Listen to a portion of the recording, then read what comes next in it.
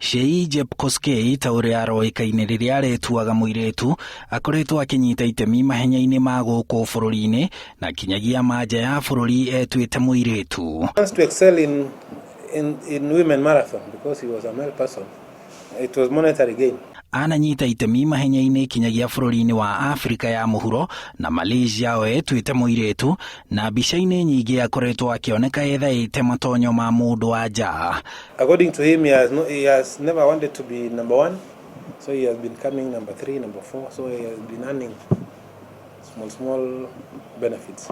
Ona kadi ciake cia thama ironania nĩ muiritu. The passport has the names Sheyis Jepkoskei, but his real names are Hilary Rotich. But according to him, he's telling us that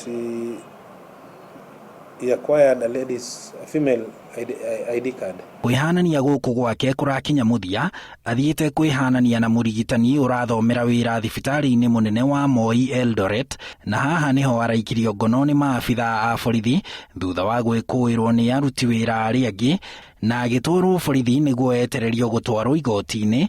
Aratarĩria atĩ we ti muiritu ĩndĩ nĩ mundurume na etagwo Hilary Rotich. And today while at prison, she disclosed that he was actually not a female but a male person.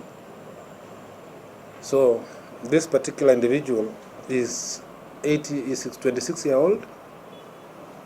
He hails from Moi area in Mutenge'eri County. Maabithaa a borithi rĩu maugĩte nĩ mekũmũhingũrĩra thitango cia kwĩhanania mahithũria gĩtũmi kĩiganu gĩake kwĩhanania na muiritu.